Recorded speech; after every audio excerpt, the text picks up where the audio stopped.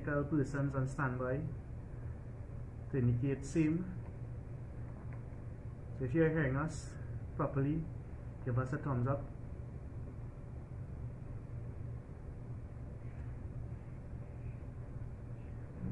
And remember, you have to share the live, invite others to our weekly press briefings.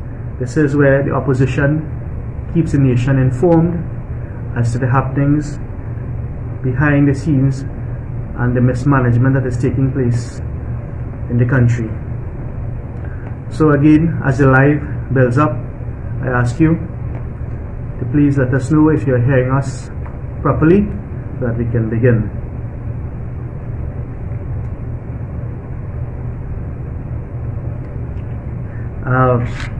As you know, very soon we will be entering another financial year. Budget has been announced October 4th. That is something that you should keep your pulse on. We certainly will be doing our part to keep you informed in respect of the announcements made on October 4th.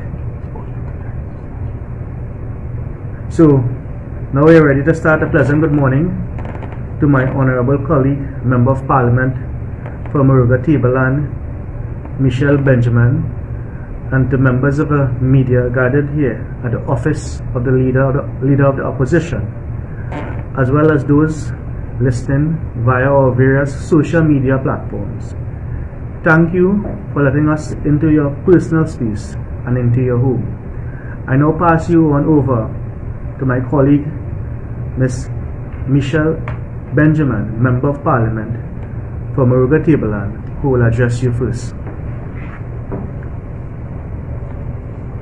Good morning, ladies and gentlemen of the media. Thank you to my honorable colleague, MP Analaram. Good morning to all the viewers on the various social media platforms.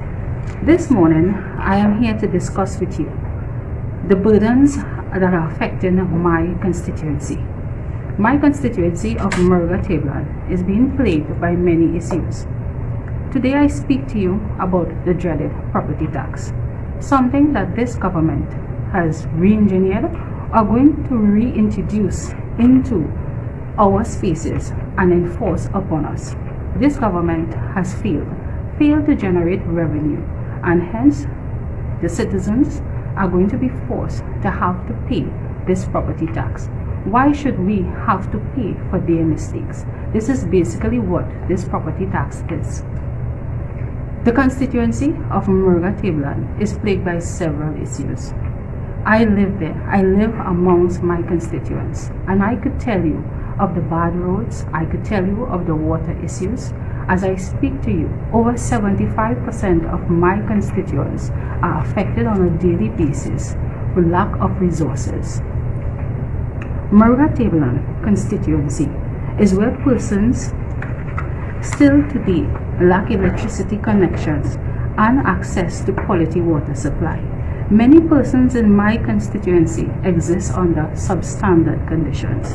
The people of Moruga Tableland pay taxes too. We in a rural constituency, we pay taxes too. Therefore, we deserve goods and services. This government has mismanaged the economy of Trinidad and Tobago from since 2015, and hence we will have to pay. What do we have to show? Why can't they account to us? I need answers. The farmers of Moruga Tableland need answers. As I speak to you, the farmers in Gload Road need a Bailey Bridge that was promised. The farmers in Edward Trace Moruga needs the same. How are these farmers to get their produce out? Over 75 farmers are dependent on this, and it is not being put in place. Letters were sent to all the various ministers, and yet to date, nothing. Who here has ever taken a drive through Moruga Tableland? It is almost heart-wrenching to experience the road conditions, the dangerous potholes from Piti Cafe to Marak, from Barako to St. Mary's, from Hindustan to Tableland, Monkey Town, 6th Company, 5th Company. The infrastructure in these communities are the same. We lack sidewalks for pedestrians, non-functional street lighting, fire hydrants. The journey to and from our homes is a headache and at times a heartache should you go down in one of these dreaded potholes. The taxi drivers and commuters alike are faced with damages and the dangers of using our roadway on a daily basis. I myself sometimes go to the mechanic on a weekly basis. On a weekly basis, this is what we, the constituents of Murga Tableland, face. Meanwhile, some households have no income. Some households have one person working, and they will further be burdened by these property tax. What are they to do? How are they to maintain their families? I tell you, we need goods and services. Currently, numerous areas in Murga Tableland are affected by landslips. These areas include Matisse Road, Hindustan Estate Road, Lengua Road, Indian Walk, Champion Hill, Saradat Road, Komoto Road, Loney Road, Samuel Cooper, Indian Walk, 6th Company, 5th Company, Penal Rock Road. Each one of these areas are affected. The roads highlight represent over 3/4 of my constituency. So 3/4 of my constituency is plagued by bad roads. What are we to do? We have been paying taxes, but yet we have no goods and services. We have no infrastructure to show. More than 35 houses was affected by landslips, and yet these residents cannot access emergency housing. Yet we have an agency housing development unit that has been abandoned, and my constituents cannot access this abandoned agency unit in Pro Village, St. Mary's, Moruga. Yet we pay our taxes on time. Are they to pay property tax for their crumbling homes caused by failing infrastructure, never or hardly ever maintained by the Ministry of Works and Public Utilities?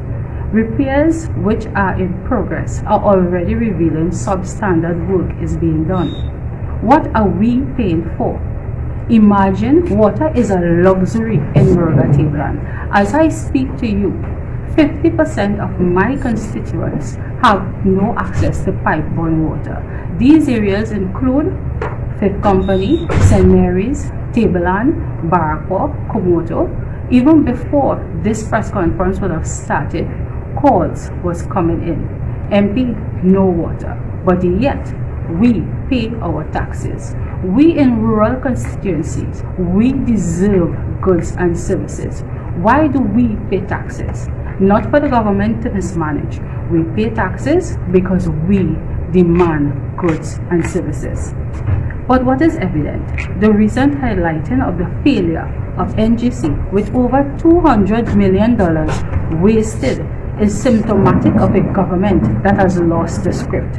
What is also evident is that this government is intent on making up this loss and other shortfalls in the revenue on the back of the citizens of Trinidad and Tobago. However you put it, the financial plight of our citizens are ever worsening under this government. The intention with this property tax will result in the fulfillment of the only promise Keith Rowley has ever made when he said he would wean the people of the government. In fact, today, it is the citizens of Trinidad and Tobago who are saying, with all the taxes we have paid and are paying, this Keith Rowley government and the tax man Colm Inbook have to wean themselves of the people of Trinidad and Tobago. Wean yourself of our tax-paying dollars. Wean yourself off of the treasury. Today, we have become a people that live in fear of this wicked administration. The government has forced upon the citizens, with little to no consultation, property tax.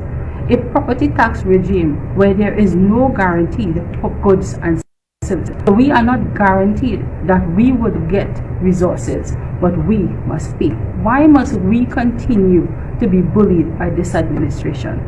Ordinarily, a property tax is connected to provisions of goods and services to meet community needs. But from the government's record of tax collecting, you will get nothing for it.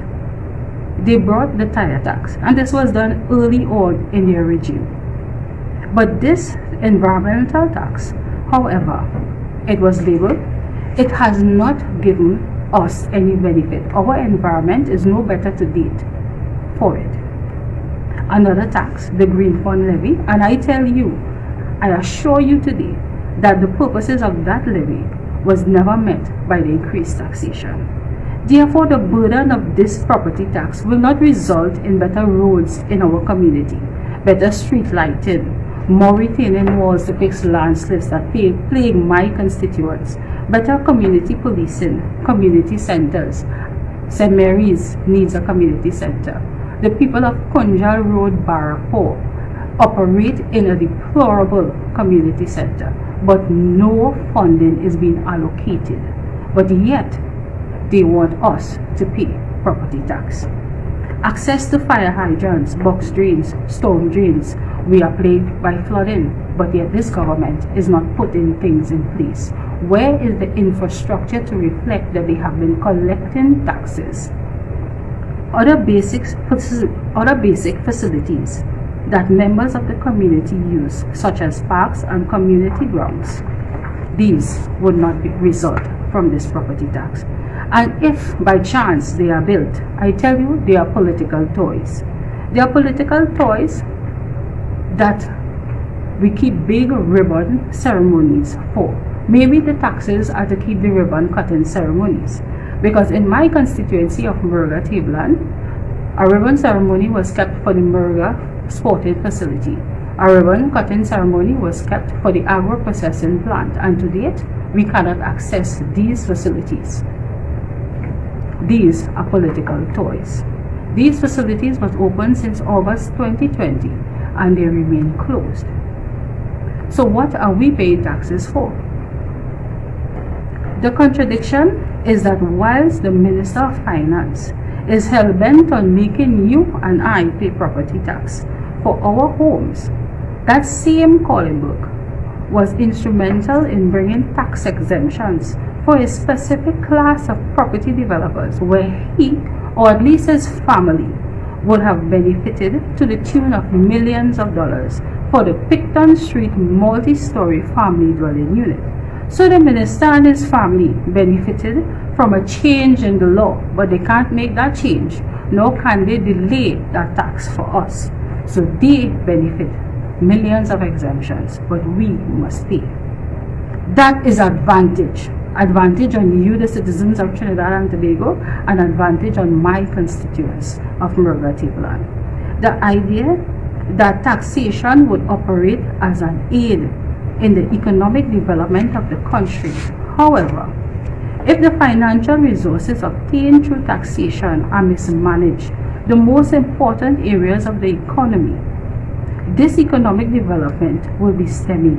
Thus, any tax policy must be employed in such a way that investment occurs in the productive sectors of the economy, including infrastructural sectors. For their time in office, the PNM government has been squandering our taxpayers' hard-earned money, and we have witnessed the diminishing state of our national infrastructure. Every constituents have been burdened with charges by the mechanic. Every constituent is saying enough is enough. As we have this press conference, I must commend my colleague that is sitting at my left. As every Sunday I say he has become the new Minister of Work.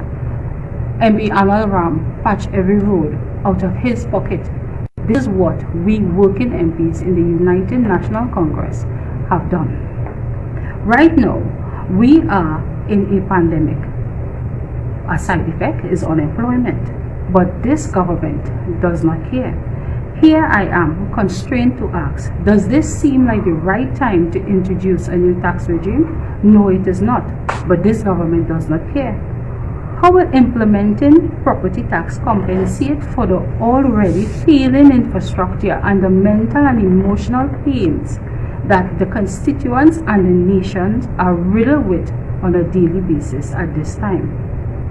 Will property tax at this time guarantee a better supply of water? Would it guarantee better roads? Food prices are increasing. Salaries, if they are still being paid, have remained the same or it have decreased. Each day it is a struggle to keep afloat, a struggle to feed families. It is a struggle. And as the saying goes, only he who feels it knows it. But this government does not care. In other countries like Canada, delays in deadlines are being put in place to assist families affected by COVID-19. But this government put no delays they are enforcing, and they have put penalties to the tune of $5,000. People cannot pay, but they are putting penalties of $5,000. But we in the UNC have always placed the people at the center of our development. At the center of the development of the country, we put people first. To echo the sentiments of the political leader, Mrs. Kamala Prasad-Visesa, now is not the time for this draconian tax. There are families that have been living on social assistance in this pandemic, many of whom will be unable to pay any tax. This government needs to know that. There are families still awaiting their promised grants. There are families who have deferred their mortgage payments. They were part of the 113,000 who lost their jobs, and this was reported by NIB. The PNM government, since they took office, 113,000 persons would have lost their jobs. These families would be unable to pay this property tax. The government needs to read the room, and just as Minister Rowan Sinadan was forced to listen to the disenchanted families in Madingo, this government needs to listen to the constituents of Murga Tableland and to the citizens of Trinidad and Tobago that now is not the time for this draconian tax. I thank you. I now pass it over to my colleague, Anna Ram.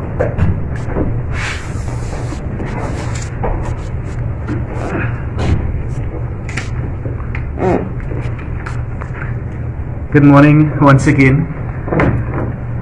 I begin today by reinforcing the point that elections have consequences. And what we are seeing in the nation today is a direct consequences of choices made in the past. The mismanagement, the nepotism, the wanton waste and corruption that pervades every institution in this country has become unbearable. Please, if someone can point me in the direction of any institution that is not in dire need of emergency surgery and operation as of yesterday, please do. We are in a state of emergency, and the criminals are running rampage over this nation, unheard of previously. Friday evening, a coconut vendor in Golconda was murdered, and the same evening, the gruesome double murder of a mother and daughter in Claxon Bay. Before the state of emergency, when persons would have heard about a state of emergency being instituted, they become terrified. Well, this PNM has found a way to make a state of emergency immaterial and or irrelevant. And what they are doing, they are using the COVID-19 to further trample on the rights, on your rights, and by extension, the rights of others. Look at what happened to a former national footballer, Colonel Glenn. He indicated on his Facebook page a certain narrative, and the police service, they have a communication unit, and they have yet to debunk what he has stated. So one is left to believe that his version of the story, as it persists, is a version that actually took place.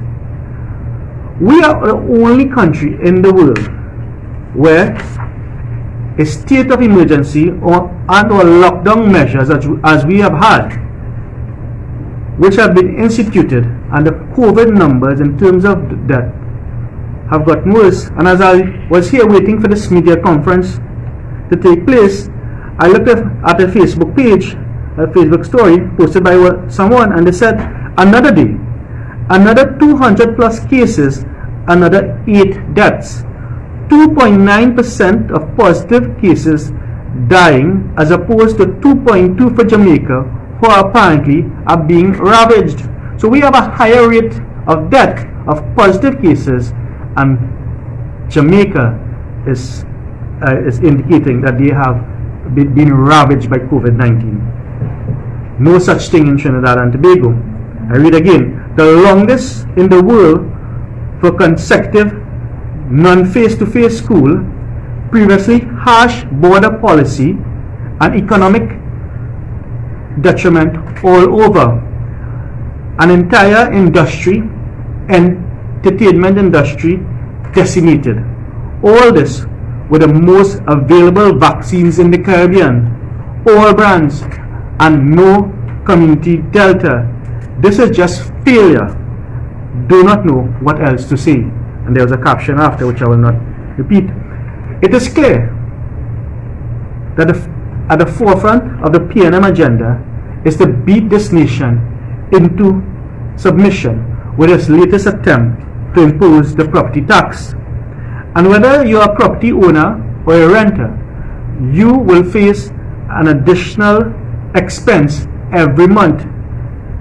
This is necessary so that they can continue unabated their spending patterns and wastage. 6 years going to 7 years, and just recently the Prime Minister, Honorable Prime Minister, indicated that no one really knows what is diversification. It's just a big word that no one really understands. I must ask, is he for real? There is no plan by the PNM to chart us through these tumultuous times, except to tax the population and to continue the withdrawal from the Heritage and Stabilization Fund. Now they closed down the railway, they closed down Carney Limited, Carney Green, they closed down Petrotrin. Lake Asphalt and Wassa, we are hearing, is soon on the cutting blocks also, on the chopping blocks also. What is their excuse? The excuse has always been these companies are not making profits anymore, so it's the best rid of them. Instead of engaging the different trade unions and management to better resolve the issues within these companies, their modus operandi is to close down companies. And now nobody who want to see will see that the PNM plan is to close down Trinidad and Tobago by running us into the ground. They are tarnishing us. They are destroying our country so they could say we can't make a profit. So before 2025, the country mash up. Wait, don't take my word for it. You will see what is going to happen in the budget come October 4th. The coming next year to pressure the Regulated Industries Commission to increase water rates and electricity rates, in addition to the implementation of the property tax. The PNM is unable to provide sound financial policies to guide this nation. But you know what is funny about all of this? Between 2010 and 2015, there were all these organizations that threw a fit over anything their cousin friend tell them and make national bacchanal over it. Chief among them, the Trinidad and Tobago Transparency Institute. When last have you heard about this organization?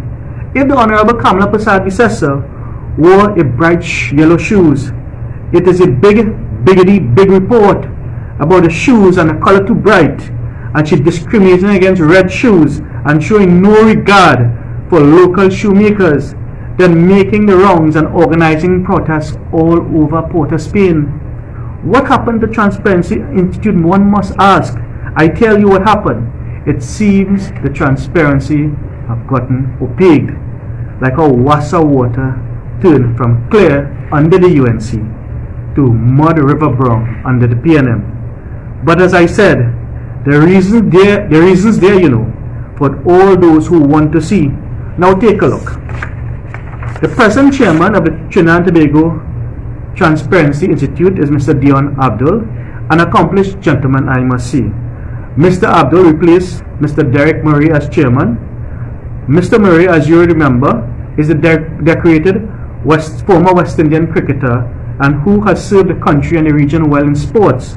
Under Mr. Murray's tenure, the Transparency Institute was very vocal, and this coincided with the period of 2010 to 2015. But as soon as the elections of 2015 was determined, Mr. Murray accepted a political appointment. Coincident much, I ask. I cast no aspersions. Under the UNC-led People's Partnership, the Trinidad and Tobago Transparency Institute had its loudest voice. It was a cry and dance about everything under the sun. And not only that, you know, the Honorable Kamala Prasad-Bissessar never hesitated to discipline anyone who has been accused of wrongdoing. But who want to see will see. Camille Robinson Regis and a $90,000 bank deposit, and I am not certain whether the bank has been able to determine the source of funds yet. You heard anything from the Transparency Institute? Shanta Kujer and the roaming phone bill. You heard anything from Transparency Institute? Darrell Smith and the private settlement over the sexual harassment allegations. Have you heard anything from Transparency Institute? This unfolding NGC debacles, and there are two in the public domain currently. 400 million at Train 1, another 200 million for compressors in the Guayagari area. The board seeking an indemnity over $250 million. Have you heard anything from the Transparency Institute? The corrupt Bridgman boat that's still operating in our waters. Have you heard Transparency Institute? I must ask. The fake oil scandal in the tune of $100 million. Have you heard Transparency Institute? NGC Global, Minister Young and his brother Angus Young, and the government's $1 billion investment. Again I ask, have you heard anything from the Transparency Institute? The Trinidad and Tobago Transparency Institute, have you heard them? The procurement legislation which was recently gutted, you saw any release from the International Transparency Institute? In light of all these issues, have they acted with any sense of urgency, with any alacrity and enthusiasm in the way they did when Ms. Prasad-Bissessar was Prime Minister? The silence is deafening. You could hear a pin drop. But before I'm accused of unjustly attacking the Transparency Institute, let me quote from their About Us, to be found on their website, and it says, "We are an NGO that is politically non-partisan, working in a non-confrontational way with relevant players from government, civil society, business and the media to reduce corruption. By having the Trinidad and Tobago Transparency Institute as a watchdog against corruption, we work tirelessly to continually foster good governance by raising awareness, simulating actions and contributing to the reform of systems, institutions and laws." It seems since September 7, 2015, the Transparency Institute is no longer working tirelessly. They now work tiredly. They are a dormant institution, and I intend to write the Transparency Institute headquarters in Germany in the coming days to bring this to their attention. But it does not stop there. Remember Ms. Fern Narcisse-Scoop, who miraculously moved from being a low-level employee with a contract position with the Elections and Boundaries Commission to being in the legal department and subsequently promoted and appointed the chief elections officer. That jump is so miraculous that if Miss Nasser Scoop was a scarlet ibis, she would fly from Toko to Icacos with one flap of her wing. Well, the goodly Miss Nasser Scoop is now a director at the Trinidad and Tobago Transparency Institute. Coincident much, I ask. I cast no aspersions. Let me quote again from their website. We do not investigate individual cases, names, confront individuals or authorities in suspect cases of corruption or comment on cases of corruption before they reach the public domain. Every single reference that I've made previously are in the public domain. Have you heard anything from Transparency Institute? Who want to see will see. Who want to turn a blind eye will continue to do so. This is their mission statement: to stop corruption, promote transparency, accountability and integrity at all levels and across all sectors of our society. Now whilst the PNM plan is to blind so many of our people and institutions, the rest of the world is not oblivious. So despite Transparency Institute's silence on our rating on the perception corruption has steadily declined under this PNM, meaning we are perceived as being more corrupt under this Rowley-led government. So they have not said anything, Transparency Institute that it is, but the world is seeing what is happening in Trinidad and taking note of the opposition voices against the government, and they are taking note, and that is why our rating has continuously declined since 2050 to present. So I want to shift from the Transparency Institute and focus on WASA, which seems to be high on the chopping block on the list that the PNM intend to destroy shortly. And as I said at the start, the PNM plan is to destroy all the institutions in this country so that they will have a scratch and dent seal for their friends and financiers. And I could tell you, it seems that what they are planning to do with WASA is no secret that some of the PNM big financiers are into water. The workers are speaking. They are talking about something called Massy Water. We do not know whether this will come to pass or not, but they are speaking about Massy Water coming soon. We asked the Minister of Public Utilities, is there any truth to the allegations that we are hearing about Massy Water? Who want to see will see. Before they closed down Petrochin, the PNM's narrative was to attack the workers. It was the same with Carney Limited. It's their playbook. We have already seen this movie, and what they are doing now is no different.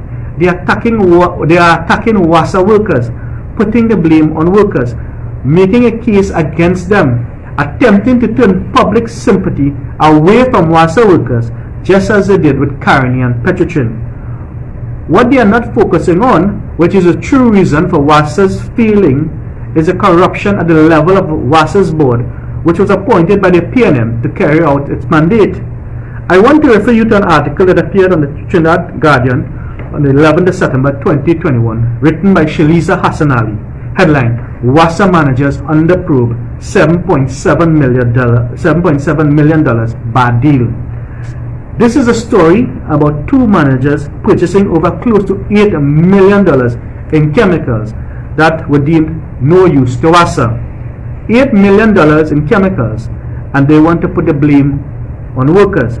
And this is just a tip of the iceberg. And don't be fooled that this is some new startling discovery that the new board will lead to some form of action.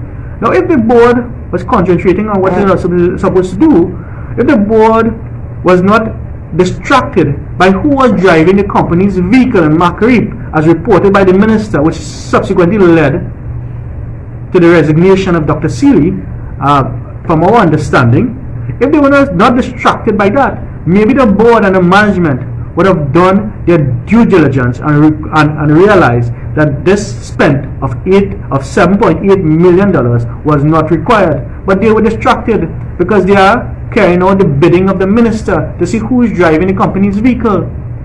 That is very foolish. You have to manage the affairs. You're there, the board of directors, you're there to manage the affairs of the company.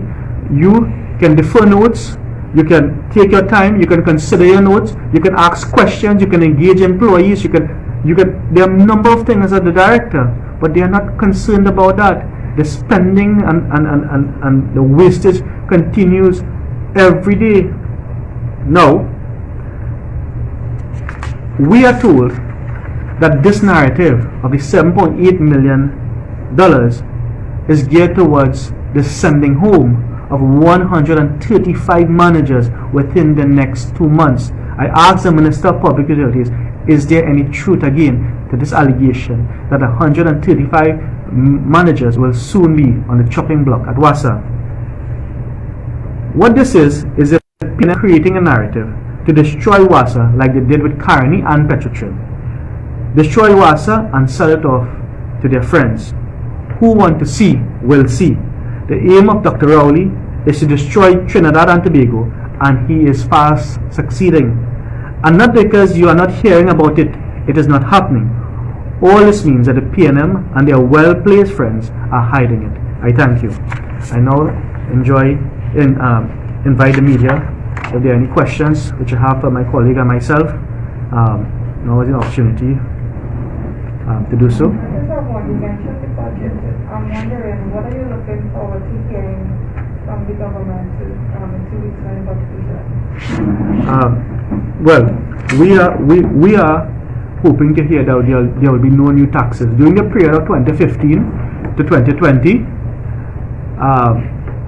Ms. Basad Bisasa managed this country without any new taxes. And we are hoping that there will be no new taxes imposed on the citizenry of this country, at least for the next year, until we are able to move out of these trying times, tumultuous times that we are in.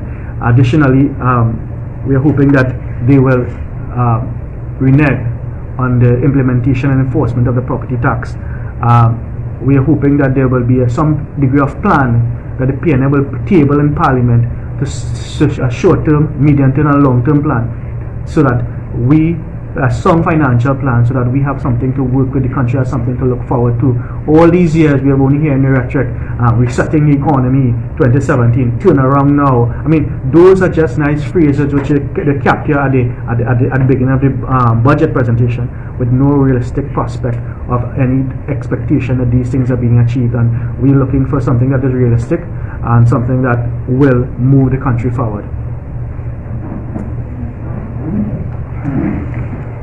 Okay, with no further questions, I want to thank members of the media and our listening public for joining us this morning. And please be on the lookout for Monday Night Forum coming tomorrow, or subsequent programs, and a staple in the diet of our country, the Sunday press conference every Sunday at 10:30 a.m. I thank you.